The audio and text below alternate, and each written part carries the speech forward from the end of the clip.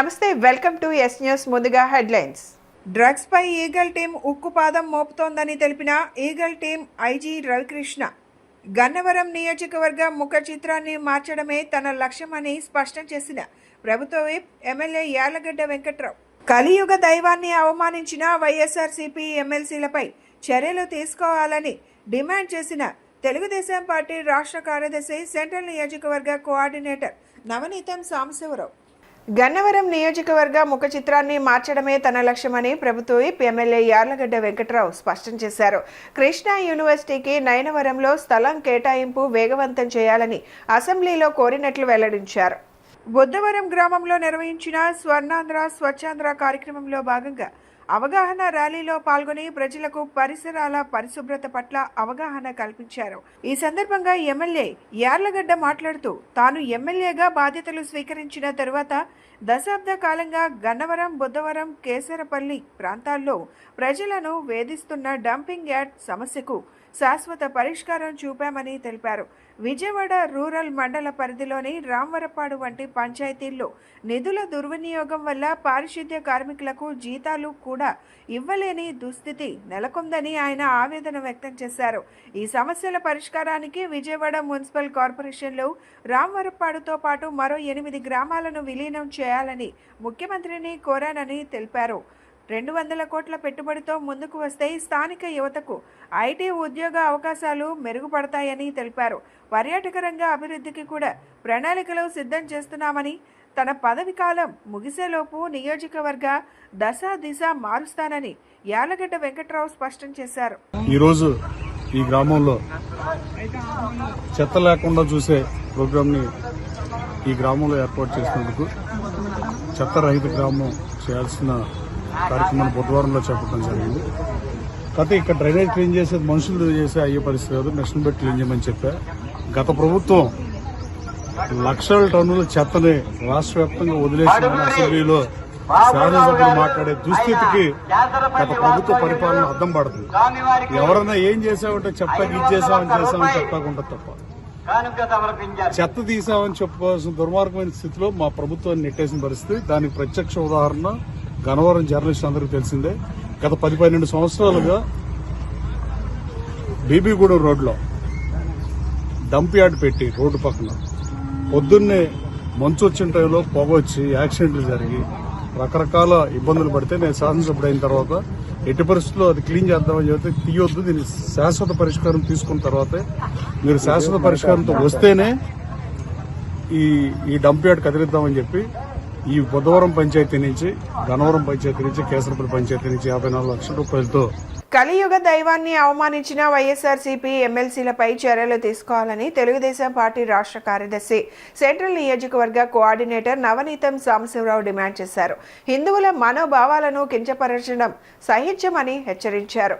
శనివారం సెంట్రల్ నియోజకవర్గంలోని విజయవాడ సింగినగర్ ఫ్లైఓవర్ వద్ద ఉన్న శ్రీ వెంకటేశ్వర స్వామి దేవాలయం నందు ఆలయంలో శుద్ధి కార్యక్రమం చేపట్టి ప్రత్యేక పూజలు నిర్వహించారు. ఈ కార్యక్రమంలో తెలుగుదేశం పార్టీ రాష్ట్ర కార్యదర్శి, సెంట్రల్ నియోజకవర్గ కోఆర్డినేటర్ నవనీతం సాంబశివరావు, ఎమ్మెల్యే కార్యాలయ కార్యదర్శి గంటా కృష్ణమోహన్, రాష్ట్ర నాగవంశ సాధికార చైర్మన్ ఎరిబోతు రమణారావు తదితరులు పాల్గొని మాట్లాడుతూ, శాసన మండలిలో వైసీపీ ఎమ్మెల్సీలు చెప్పులు, బూట్లు ధరించి శ్రీ వెంకటేశ్వర స్వామి చిత్రపటాలను ప్రదర్శించి హిందువుల మనోభావాలు దెబ్బతీశారన్నారు. అందుకు వైసీపీ ప్రజలకు క్షమాపణ చెప్పాలన్నారు. ఈ ఘటనపై వైసీపీ అధినేత తక్షణమే యావత్ హిందూ సమాజానికి క్షమాపణ చెప్పాలన్నారు. వెంకటేశ్వర స్వామిని అవమానిస్తూ ఆ పవిత్రతని పాడు చేసేటువంటి విధంగా ప్రజలందరూ కూడా దేవాలయంగా భావించేటువంటి శాసన సభా ప్రాంగణంలో చెప్పులేసుకుని వెంకటేశ్వర స్వామి గారి పటాలని, చిత్రాలని తీసుకొచ్చినటువంటి వైసీపీ ఎమ్మెల్సీలకి తక్షణమే బుద్ధి ప్రసాదించాలని, ఆ ఎమ్మెల్సీలపై చిత్తశుద్ధి ఉంటే ఆ పార్టీ అధినేత అయినటువంటి జగన్మోహన్ రెడ్డి చర్యలు తీసుకుని సస్పెండ్ చేయాలని ప్రజలందరికీ నైతిక బాధ్యత వహిస్తూ జగన్మోహన్ రెడ్డి క్షమాపణ చెప్పాలని ఈనాడు తెలుగుదేశం పార్టీ రాష్ట్ర కమిటీ పిలిపించినటువంటి నేపథ్యంలో విజయవాడ సెంట్రల్ నియోజకవర్గ శాసనసభ్యులు ప్రభుత్వ విప్ బోండా ఉమేశ్వరరావు ఆదేశాల మేరకు సెంట్రల్ నియోజకవర్గం తెలుగుదేశం పార్టీ మహిళలు, యువత, విద్యార్థులు, కార్మికులు అందరూ కూడా సింగనగర్ ప్రాంతంలో పెద్ద ఎత్తున ప్రదర్శన నిర్వహించి సింగనగర్లో ఉన్నటువంటి వెంకటేశ్వర స్వామి దేవాలయం ఎదుట బ్యానర్ పట్టుకుని వైసీపీ ఎమ్మెల్సీలకి తక్షణమే బుద్ధి ప్రసాదించాలని కొంతసేపు నిరసన కార్యక్రమం చేసి అనంతరం దేవాలయంలో శుద్ధి కార్యక్రమం నిర్వహించిన అనంతరం వెంకటేశ్వర స్వామి వారికి పూజలు చేసి వారి తరపున క్షమించండి చెప్పి ఈనాడు ఆ దైవాన్ని తెలుగుదేశం పార్టీగా రాష్ట్ర ప్రజానికంగా బాధ్యత కలిగినటువంటి పౌరులుగా సెంట్రల్ శాసనసభ్యులు ఎమ్మెల్యే గారి ఆదేశాల మేరకు తూచా తప్పును అమలు చేసేటువంటి కార్యకర్తల నాయకులుగా ఈనాడు కార్యక్రమం నిర్వహించుకోవడం జరిగింది. ప్రధానంగా శాసనసభ అంటే ఒక పవిత్రతో కూడుకున్నటువంటి ప్రజలు ఎన్నుకున్న శాసన మండలి శాసనసభ్యులు ఉండేటువంటి కార్యాలయం. ఆ కార్యాలయానికి చెప్పులు, బూట్లు వేసుకుని వెంకటేశ్వర స్వామి గారి చిత్రపటాలని, వెంకటేశ్వర స్వామి గారి ఫ్లెక్సీలని పట్టుకుని వచ్చి పెద్ద ఎత్తున వెంకటేశ్వర స్వామి గారిని అవమానించారంటే ఏ రకంగా రాజకీయాలకు విలువలు లేకుండా జగన్మోహన్ రెడ్డి వైసీపీ ఎమ్మెల్సీలు ఉన్నారో మనందరికీ అర్థమవుతున్నటువంటి విషయమే. తక్షణమే వారందరినీ కూడా చిత్తశుద్ధి ఉంటే జగన్మోహన్ రెడ్డి ఆ పార్టీ నుంచి సస్పెండ్ చేసి నైతిక బాధ్యత వస్తూ ప్రజలందరికీ కూడా క్షమాపణ చెప్పాలా. కానీ దీనిలో దాగున్న ఏజెండా ఏంటంటే బొత్స సత్యబాబు నాయకత్వంలో ఎమ్మెల్సీలందరూ కూడా శాసన మండలి సమావేశాలు అయిన తర్వాత ఆ ఆవరణలో పెద్ద ఎత్తున తిరగడానికి కారకులు జగన్మోహన్ రెడ్డి పిలుపు మేరకే జరిగిందనేది నిత్య సత్యం. అలాంటి జగన్మోహన్ రెడ్డి దాగుండా ఏజెండాగా వాళ్ళకు ఉన్నటువంటి ఎమ్మెల్సీలతో నిన్న కలియుగ దైవమైనటువంటి వెంకటేశ్వర స్వామి గారిని ఆ రకంగా చేశారంటే ప్రజలను ఏ రకంగా వారు విలువలు లేకుండా చేస్తారో మనందరికీ అర్థమవుతున్నటువంటి విషయం. స్వచ్ఛ భారత్ పై ప్రజలకు అవగాహన పెంచుకోవడం ద్వారా నివాసం ఉంటున్న చుట్టుపక్క ప్రాంతాలు పరిశుభ్రంగా ఉండటం వల్ల ఆ ప్రజలందరూ ఎంతో ఆరోగ్యంగా ఉంటారని నగర మేయర్ రాయన భాగ్యలక్ష్మి నగరపాలక సంస్థ కమిషనర్ ధ్యానచంద్ర చెప్పారు. స్వచ్ఛతా లీగ్లో జాతీయ స్థాయిలో 3వ స్థానంలో విజయవాడ నగరపాలక సంస్థ నిలిచిందని పేర్కొన్నారు. ఈ 5 ఏళ్ల కాలంలో అనేక అవార్డులు కైవసం చేసుకుందామని తెలిపారు. స్వచ్ఛ సర్వేక్షణ కార్యక్రమంలో భాగంగా పశ్చిమ నియోజకవర్గంలోని పున్నమి ఘాట్ వద్ద నగర మేయర్ రాయన భాగ్యలక్ష్మి, కమిషనర్ ధ్యానచంద్ర ఆధ్వర్యంలో పరిసర ప్రాంతాలను స్థానికులతో కలిసి శుభ్రపరిచి శ్రమదానం నిర్వహించారు. ఈ సందర్భంగా 20 గృహాలను పరిశీలించారు. ఈ సందర్భంగా నగర మేయర్ రాయన భాగ్యలక్ష్మి, కమిషనర్ ధ్యానచంద్ర మాట్లాడుతూ కేంద్ర ప్రభుత్వం చేపట్టిన స్వచ్ఛ భారత్ కార్యక్రమం ఎలా ఉందంటూ నగర ప్రజలకు వివరించారు.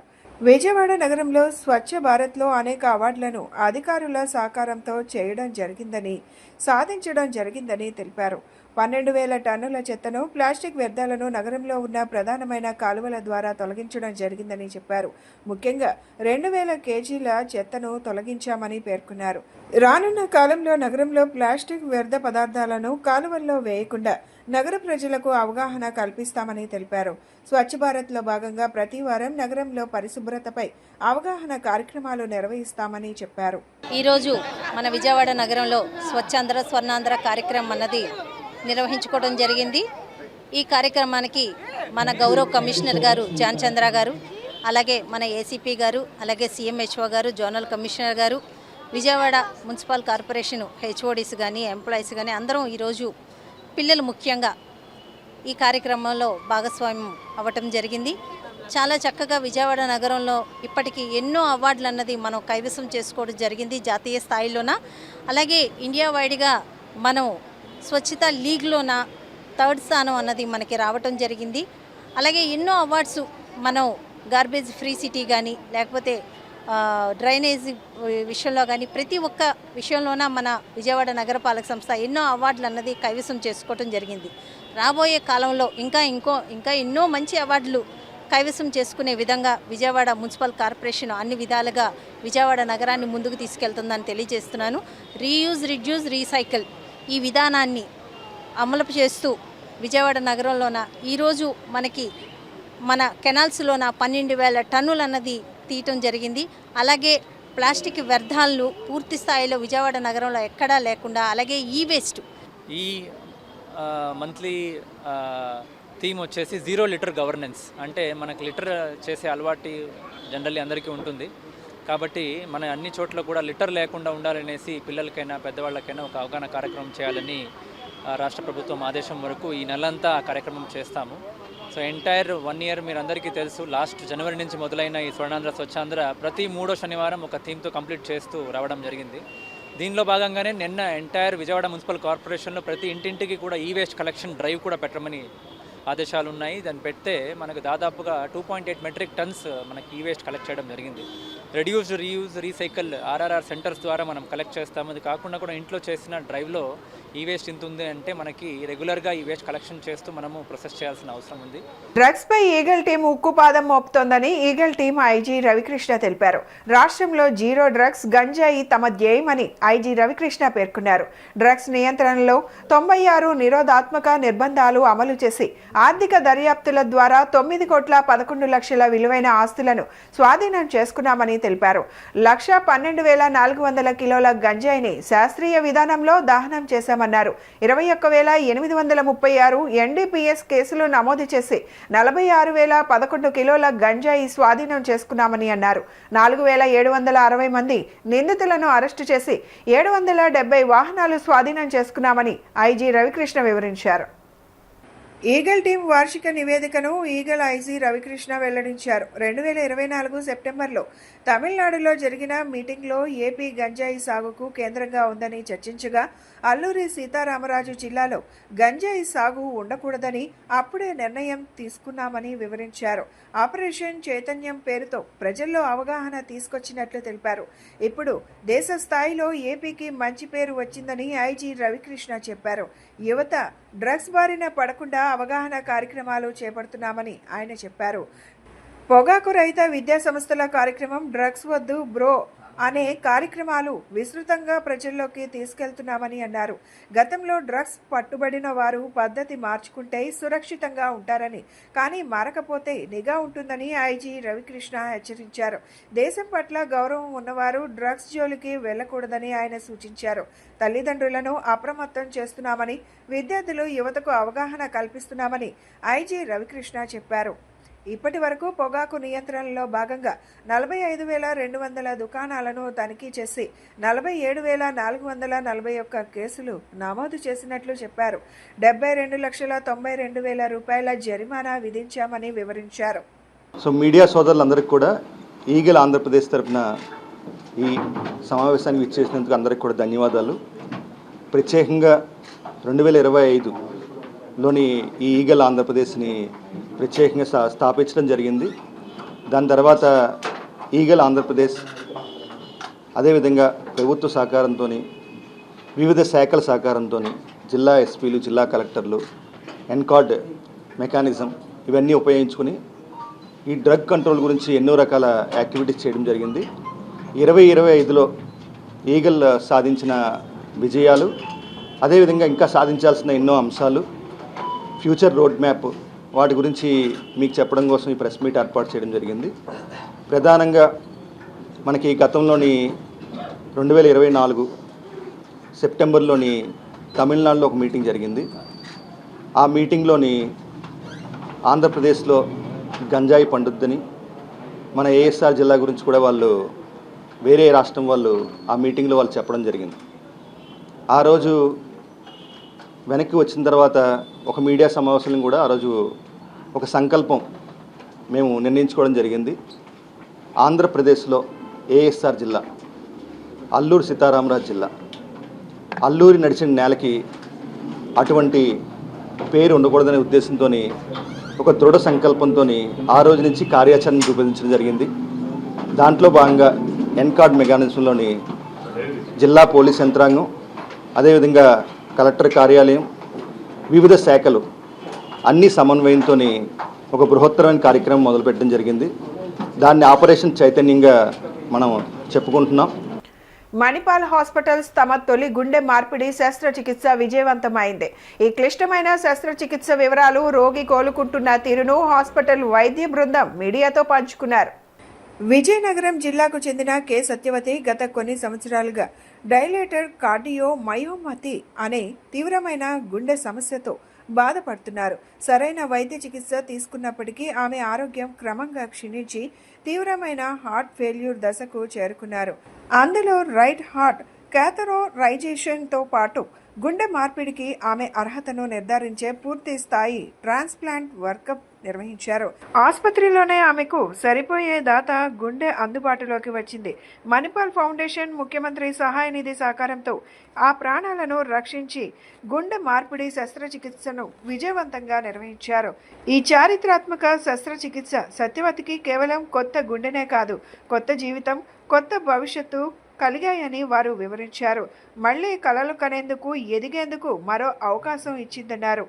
ఈ సమావేశంలో సిటీవీఎస్ విభాగానికి చెందిన doctor Dilip Ratti, doctor Varun Pamidi, cardiac anesthesiology విభాగానికి చెందిన doctor Shankarrao, doctor Anil Kumar, nephrology విభాగానికి చెందిన doctor AVSSN Sridhar, chief cardiologist doctor N Muralikrishna, ఆయన బృందం హాజరై శస్త్రచికిత్సలో ఎదురైన సవాళ్లు, తీసుకున్న జాగ్రత్తలు, అలాగే రోగి ప్రస్తుతం ఎలా కోలుకుంటున్నారు అన్న అంశాలను వారు వివరించారు. అయితే ఈరోజు నేను మీతో ఒక సక్సెస్ఫుల్ సర్జరీ స్టోరీ గురించి చెప్పడానికైతే మాత్రం మిమ్మల్ని పిలవలేదండి.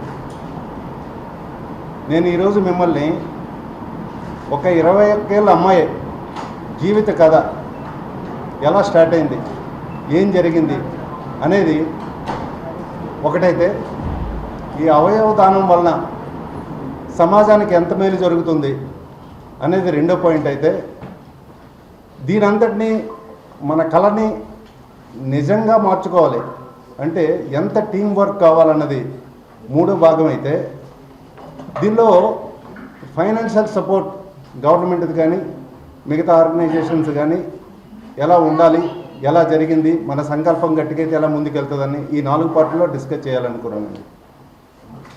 మొదటి ఈ అమ్మాయి 17 సంవత్సరాల వయసులో ఉండేటప్పుడే ఆమె చదువు గురించి ప్లాన్స్ చేసుకోవటం, కెరీర్ గురించి ప్లాన్ చేసుకోవటం, ఆడుతూ పాడుతూ నవ్వుతూ ఉండాల్సిన సమయంలో ఆమెకి ప్రాబ్లం స్టార్ట్ అయ్యి చివరికి ప్రశాంతంగా శ్వాస కూడా తీసుకోలేని పరిస్థితిలోకి వెళ్ళిపోయింది. ఆమె అంటే పడుకొని కూడా ఆమె శ్వాస అన్నది చక్కగా తీసుకోలేకపోయేది. అంటే ఈ జబ్బు అలా ఉంటుందండి. ఎందుకంటే దీన్ని డైలేటెడ్ కార్డియోమయోపతి అంటాం. మనం పడుకునేటప్పుడు ఏంటంటే మన హార్ట్లోకి వాల్యూమ్ అన్నది, బ్లడ్ అన్నది ఎక్కువ చేరటం వల్ల ఒకేసారి లంగ్లోకి ఫ్లడ్ అయ్యి ఇంకా ఊపిరి షార్ట్నెస్ వస్తుంది అనమాట, ఇంకా ఊపిరి ఆడదంటాం కదా. సో అలాగా ఈవెన్ ఆమె పడుకోలేని పరిస్థితుల్లో కూడా వెళ్ళిపోయింది. రాత్రి కూడా వెనక్కి సపోర్ట్ పెట్టుకుని నిల్చోవటమే, ఫ్యూ స్టెప్స్ కూడా చేయలేని పరిస్థితి. అలాంటి సమయంలో తను చీపురుపల్లిని దాటి విజయనగరం దాకా వచ్చి మొదటిసారి కార్డియాలజిస్ట్ని చూపించుకున్న తర్వాత కంప్లీట్ డయాగ్నోస్ అవ్వకపోయినా సరే ఉన్న ఫెయిల్యూర్ మేనేజ్మెంట్తో వాళ్ళు అట్లీస్ట్ 5-6 టైమ్స్ ఆమె చీపురుపల్లి నుంచి విజయనగరం వెళ్ళటం, హాస్పిటల్లో అడ్మిట్ అవ్వటం, మళ్ళీ ఇంటికి రావటం, మళ్ళీ ప్రాబ్లం రావటం, ఇంకా అక్కడ చీపురుపల్లి నుంచి తగర పొలసలో ఒక హాస్పిటల్కి పంపించడం, అక్కడ నుంచి కేజీహెచ్లో కూడా అడ్మిట్ అవ్వటం, కేజీహెచ్లో అడ్మిట్ అయ్యేటప్పుడు సర్జరీ ప్లాన్ చేయటం, సర్జరీ ప్లాన్ చేసిన తర్వాత ఏంటంటే ఎజెక్షన్ ఫ్రాక్షన్ అంటాం, అంటే పంపింగ్ అనేది ఒక 15కి వచ్చిందండి. మామూలుగా అయితే 65 నుంచి 70 ఉండాల్సిన పంపింగ్ అన్నది అది 15కి వచ్చింది. లోపల కవాటం మైట్రల్ వాల్వ్ అన్నది విపరీతంగా లీక్ అవుతుంది. గుండె పరిమాణం అన్నది 7.5 సెంటీమీటర్స్ వెళ్ళిపోయింది. అంటే మామూలుగా 3 నుంచి 3.5 ఉండాల్సింది డబుల్ సైజు, మామూలుగా మన పిడికిల పరిమాణం అంటాం కదా, అంతకు 2 రెట్లు 3 రెట్లుగా పెరిగింది. సో అలాంటి సందర్భాల్లో ట్రాన్స్ప్లాంటేషన్ తప్ప వేరే సర్జరీ ఏది కూడా ఆమెను బ్రతికించే పరిస్థితి లేకపోయింది. సో కొద్దిపాటి మందులతో వాళ్ళని మళ్ళీ ఇంటికి పంపించడం, సో వాళ్ళు ఇక్కడ అక్కడ తెలుసుకొని మన విజయవాడలోనే మన దగ్గర కాకుండా వేరే కార్పొరేట్ హాస్పిటల్ అప్రోచ్ అవ్వటం, అక్కడ నుంచి తర్వాత ఇక్కడికి వచ్చారండి. అమ్మాయి ఫేస్ చూసిన తర్వాత ఆమెకి ఎప్పుడు కూడా ఒకే క్వశ్చన్ నాకు కనబడేది, మళ్ళీ నేను నడవగలుగుతానా, మళ్ళీ నేను బ్రతుకుతానా, మళ్ళీ నేను నవ్వగలుగుతానా, ఇదే క్వశ్చన్ అన్నది ఎప్పుడూ ఎక్స్ప్రెస్ చేసేది. తనకు జబ్బు గురించి కూడా పెద్ద అవగాహన లేదండి. సో ఆ తర్వాత ఏంటంటే మనం ఇక్కడ కూడా ఈ పేషెంట్ అన్నది ఆల్రెడీ ఒక క్లారిటీలో ఉంది, అంటే ఇప్పుడు ట్రాన్స్ప్లాంట్ తప్ప వేరే మార్గం ఇంకేదీ లేదు అన్నది. ఎందుకంటే అప్పటికే వాళ్ళు పెట్టిన దాంతో కానీ అప్పటికి మేము మళ్ళీ స్టెప్అప్ చేసిన దాంతో కానీ మ్యాక్సిమం మెడిసిన్స్ అన్నది ఇవ్వడం జరిగింది. అప్పుడు మన లక్ష్మీ నవ్య గారు ఏం చేశారంటే క్యాత్ స్టడీ, అంటే ఈమె ఇక్కడికి వచ్చింది అసలు నిజంగానే ఇప్పుడు ఈమె సూటబుల్లా లేదా, ఆపరేషన్కి ఈమె సరిపోతుందా లేదా అన్నది మనం గుండె లోపలికి వైర్స్ పంపించి ప్రెజర్స్ మేనేజ్ చేసిన తర్వాత ఏంటంటే బార్డర్ లైన్లో ఉన్నాయి. అంటే ఈ మాట ఎందుకన్నానంటే ఇంకొద్ది కాలం ఆగితే ఈ పేషెంట్కి మనం ఇంకా హార్ట్ ట్రాన్స్ప్లాంట్ చేసినా సరే పెద్దగా ఉపయోగం ఉండకపోవచ్చు. ఎందుకంటే ఇంతకుముందే మేము చేసిన కేసుల్లో ఏంటంటే మనకు ఆర్గన్ డోనర్ దొరక్క ఆ పేషెంట్ ఇర్రివర్సిబుల్ కండిషన్లోకి వెళ్ళి ఈ రోజు కూడా మనం ఆపరేషన్ చేయలేకపోయాం. అంటే చేస్తే 100% ఫెయిల్ అయ్యే పరిస్థితికి వచ్చేసారు. కార్డియాలజీ మిత్రులందరూ, కార్డియోథొరాసిక్ టీం వీళ్ళందరూ కూడా ఇంత తక్కువ టైంలో ఈ హార్ట్ ట్రాన్స్ప్లాంట్ అనేది హార్ట్ ఫెయిల్యూర్ అవుతున్న patient end stage heart disease అంటే లాస్ట్ అంటే ఇంకా కొద్ది రోజులు కొద్ది వారాలు అనుకున్న హార్ట్ ఫెయిల్యూర్ పేషెంట్కి ఇట్లాగా గుండెని అమర్చడం అనేది నిజంగా ఒక అద్భుతం ఇది. సో డాక్టర్ దిలీప్ గారు చెప్పినట్టుగా వీటిలో ఏంటంటే అవగాహన అనేది ముఖ్యం. అవయవ దానం అనేది ఈ జీవన్ దాన్ ప్రోగ్రామ్ అనేది చాలా మంచిది. అత్యున్నత ప్రభుత్వం కానీ ఎవరైనా సహకరిస్తున్న అత్యున్నత ప్రోగ్రాంలో ఒకటి. దీనికి ఏంటంటే మీ సైడ్ నుంచి మీడియా మిత్రుల నుంచి పాత్రికేయ మిత్రుల నుంచి కావాల్సింది ఏంటంటే జనాల్లో ఒక అవగాహన అంటూ వస్తే, ఇప్పుడు బ్రెయిన్ డెడ్ ఉంటారు చాలామంది యాక్సిడెంట్స్లో, తర్వాత వేరే కారణాల వల్ల అవయవాలు పనిచేస్తూ ఉంటాయి, బ్రెయిన్ మాత్రం డెడ్, పేషెంట్ బతికే పరిస్థితి ఉండదు, వారాలు నెలల తరబడి వాళ్ళు కోమాలోనే ఉంటారు. ఇలాంటి వాళ్ళు కనుక డొనేషన్ ఆర్గన్స్, హార్ట్ కానివ్వండి, కిడ్నీ కానివ్వండి, లివర్ కానివ్వండి, మిగిలిన అవయవాలు ఏదైనా దానానికి మనం కనుక వాళ్ళకి మనం అవగాహన కల్పిస్తే, సో ఇలాగ ఇంకొకరికి పునర్జన్మ, this is another life actually. ఈ పేషెంటు లాస్ట్ తుది శ్వాస నుంచి బయటపడి ఇప్పుడు ఆరోగ్యవంతంగా హాస్పిటల్ నుంచి డిశ్చార్జ్ అవుతుందంటే కారణం ఏంటంటే ఆ దాత ఎవరైతే అవయవ దానం చేశారో వాళ్ళకి. జనాల్లో చాలామందికి ఇప్పుడిప్పుడే తెలుస్తుంది అవగాహన అనేది. తర్వాత నెక్స్ట్ పాయింట్ వచ్చేసి దీనికి ఉండాల్సిన ఇన్ఫ్రాస్ట్రక్చర్ అనేది, ఎక్కడ పడితే అక్కడ మనం హార్ట్ సర్జరీలు అవన్నీ చేయడానికి కుదరదు.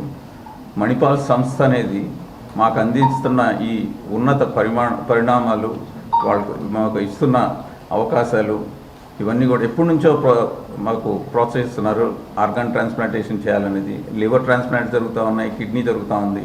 హార్ట్ డిలే అవ్వడానికి కారణం మెయిన్ డోనర్ దొరకపోవడం ఒకటి. పేషెంట్స్ అయితే చాలామంది ఉంటారు హార్ట్ ఫెయిల్ అయ్యి, ఎండ్ స్టేజ్ హార్ట్ ఫెయిల్యూర్లో ఉన్న పేషెంట్స్ ఎంతోమంది ఉంటారు. కానీ మనకి హార్ట్ దొరకటం అనేది 4-5 ట్రాన్స్ప్లాంట్స్ ప్లాన్ చేసినా కూడా అది తిరుపతిలో 2 జరగటం, ఇట్లా గుంటూరు 1 వెళ్ళటం ఇట్లా జరిగింది. సో ఈ ఉన్న అత్యున్నత స్థాయి అంటే ఈ ఉన్న ఇన్ఫ్రాస్ట్రక్చర్కి మణిపాల్లో ఏ ఆపరేషన్ అయినా, క్లిష్టమైన ఆపరేషన్, బైపాస్ సర్జరీలు జరుగుతున్నాయి, బీటింగ్ హార్ట్ సర్జరీస్ జరుగుతున్నాయి, minimal invasive and valve replacements, surgery ద్వారా, సర్జరీ లేకుండా కూడా వాల్వ్ రీప్లేస్మెంట్స్, స్టెంట్స్, ఇవన్నీ కూడా ఎంతో కాలంగా జరుగుతూ ఉన్నాయి. సక్సెస్ఫుల్గా హయ్యెస్ట్ సక్సెస్ రేట్స్తో జరుగుతూ ఉన్నాయి. నాకు ఈ ఆర్గన్ డొనేట్ చేసిన ఫ్యామిలీకి మేము లైఫ్ లాంగ్ రుణపడి ఉంటాం. వాళ్ళు అంత బాధలో ఉండి కూడా నాకు ఈ హార్ట్ ఇచ్చారంటే వాళ్ళ ఫ్యామిలీ చాలా గ్రేట్.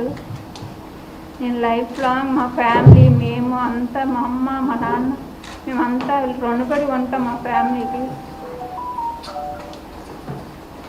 నేను అసలు బతుకుతాననే నాకు తెలియదు. ఆ ఫ్యామిలీ వల్ల నేను ఇంతలా ఇప్పుడు మీలో మళ్ళీ ఉండగలుగుతున్నాను. దిలీప్ సార్కి అయితే అసలు నేను లైఫ్ లాంగ్ మా ఫ్యామిలీ మేమంతా. కుల మతాల పేరిట సమాజంలో చీలికలు తెచ్చే వారి పట్ల అప్రమత్తంగా ఉండాలని మాజీ ఉపరాష్ట్రపతి వెంకయ్య నాయుడు పిలుపునిచ్చారు. రాజకీయ నాయకులు చేస్తున్న తప్పుడు ఆరోపణలపై మేధావులు నోరు విప్పాలని ఆయన సూచించారు. ప్రజలను చైతన్యపరుస్తూ సరైన మార్గంలో మళ్లించడాన్ని ఆయన కోరారు. కృత్రిమ మేధస్సు సమాజ శ్రేయస్సుకు ఉపయోగించాలే కానీ విపరీత ధోరణులకు దారితీసే విధంగా ఉండకూడదన్నారు. పిబి సిద్ధార్థ కళాశాల అల్యూమిని అసోసియేషన్ స్వర్ణోత్సవ వేడుకలు విజయవాడలో ఘనంగా ప్రారంభమయ్యాయి. స్థానిక సిద్ధార్థ ఆడిటోరియంలో 2 రోజుల పాటు కొనసాగే ఈ వేడుకలను మాజీ ఉపరాష్ట్రపతి వెంకయ్య నాయుడు జ్యోతి వెలిగించి లాంఛనంగా ప్రారంభించారు. అనంతరం ఏర్పాటైన సభలో ఆయన మాట్లాడుతూ సిద్ధార్థ కళాశాల దేశ రాష్ట్ర ప్రగతిలో కీలక పాత్ర పోషించిందన్నారు. క్రమశిక్షణ, నిబద్ధత, అంకిత భావంతో కళాశాల సాధించిన విజయాలు స్ఫూర్తిదాయకమని కొనియాడారు. సిద్ధార్థ పూర్వ విద్యార్థులు పరిశోధనలపై దృష్టి సారించాలని సూచించారు. జూనియర్లకు గైడెన్స్ ఇస్తూ సన్మార్గంలో నడిపించాలని సూచించారు. తక్షశిల, నలంద వంటి అనేక విశ్వవిద్యాలయాలు ప్రపంచానికి ఆదర్శంగా నిలిచాయని, దేశాన్ని విశ్వగురువుగా నిలిపాయని వివరించారు. ప్రస్తుతం వస్తున్న ఆర్టిఫిషియల్ ఇంటెలిజెన్సీ మానవ శ్రేయస్సుకు ఉపయోగకరంగా ఉండాలన్నారు. అయితే వీటి ద్వారా రాజకీయ నాయకులు మత విద్వేషాలు రెచ్చగొడుతున్నారని, వావి వరుసలు మర్చిపోయేలా వ్యవహరిస్తున్నారని మండిపడ్డారు. యాంటీ సోషల్ మీడియా మహాభూతంగా మారుతుందని వెంకయ్య ఆందోళన వ్యక్తం చేశారు. కళాశాల ప్రిన్సిపల్ మేకా రమేష్ బాబు మాట్లాడుతూ 1975లో 200 మంది విద్యార్థులు 15 మంది అధ్యాపకులతో ప్రారంభమైన సిద్ధార్థ కళాశాల ఎలా విస్తరించింది సవివరంగా తెలియజేశారు. పూర్వ విద్యార్థుల సంఘం నేతృత్వంలో స్వర్ణోత్సవ సంబరాలు జరుపుకోవడం ఎంతో ఆనందంగా ఉందన్నారు. ఈ సందర్భంగా మాజీ ఉపరాష్ట్రపతి వెంకయ్య నాయుడుతో పాటు సిద్ధార్థ ప్రముఖులను సత్కరించారు. శ్రీ మైనేని సుబ్బారావు గారి దగ్గర నుంచి నేడు శ్రీ మల్లేని రాజయ్య గారి వరకు ఈ సిద్ధార్థ కళాశాల యాజమాన్యంలో ఎవరైతే వివిధ బాధ్యతలు నిర్వర్తించారో వాళ్ళందరినీ కూడా ఈ సందర్భంగా నేను పేరు పేరున గుర్తు చేసుకొని అందరికీ కూడా అభినందనలు తెలియజేస్తున్నాను. చాలా సంతోషం. Shri Parvathaneni Brahmayya Siddhartha college of arts and science విద్యార్థుల సంఘ స్వర్ణోత్సవాలకు రావడం, మిమ్మల్ని అందరినీ కలవడం చాలా సంతోషంగా ఉంది. ఇంకొక సంతోషం ఏంటంటే ఈ పీబీ అనే పదాన్ని తీసేశారు, శాశ్వతంగా తీసేయండి. పీబీ, ఏబీ, కేబీ ఏదంతా మనం తెలుగు వాళ్ళం, మనం భారతీయులం, మన భారతీయ భాషలో మనం సంబోధించుకోవాలా. పైపించ పెద్దల గురించి మాట్లాడేటప్పుడు పూర్తిగా పేరుతో వాళ్ళ సంబోధించడం మన జీవితంలో ఒక అలవాటు కావాలని చెప్పి మిమ్మల్ని అందరినీ కోరుతూ ఉన్నాను. 5 దశాబ్దాలుగా దేశ ప్రగతిలో, దాంతోపాటు ఆంధ్రప్రదేశ్ యొక్క ప్రగతిలో ఈ యొక్క పర్వతనేని బ్రహ్మయ్య సిద్ధార్థ కళాశాల నిర్వర్తించిన పాత్ర, దానిలో చదువుకున్న విద్యార్థులు, పూర్వ విద్యార్థులు నిర్వర్తించిన పాత్ర ఎంతో మహోన్నతం అని చెప్పడానికి నేను సంతోషిస్తున్నాను. క్రమశిక్షణ, నిబద్ధత, కార్యదీక్షతతో ఈ కళాశాలకు చెందిన పూర్వ విద్యార్థులు వివిధ రంగాల్లో సాధించిన విజయాలు మనందరికీ కూడా స్ఫూర్తిదాయకమైనవి. బులెటిన్ ముగించే ముందు హెడ్లైన్స్ మరొకసారి. డ్రగ్స్ పై ఈగల్ టీం ఉక్కుపాదం మోపుతోందని తెలిపిన eagle team IG Ravikrishna, Gannavaram నియోజకవర్గ ముఖ చిత్రాన్ని మార్చడమే తన లక్ష్యమని స్పష్టం చేసిన ప్రభుత్వ విప్ ఎమ్మెల్యే యార్లగడ్డ వెంకట్రావు. కలియుగ దైవాన్ని అవమానించిన వైఎస్ఆర్సీపీ ఎమ్మెల్సీలపై చర్యలు తీసుకోవాలని డిమాండ్ చేసిన తెలుగుదేశం పార్టీ రాష్ట్ర కార్యదర్శి, సెంట్రల్ నియోజకవర్గ కోఆర్డినేటర్ నవనీతం సాంబశివరావు. ఇవి ఈనాటి బులెటిన్ అప్డేట్స్. మరొక బులెటిన్లో మళ్ళీ కలుసుకుందాం. నమస్కారం.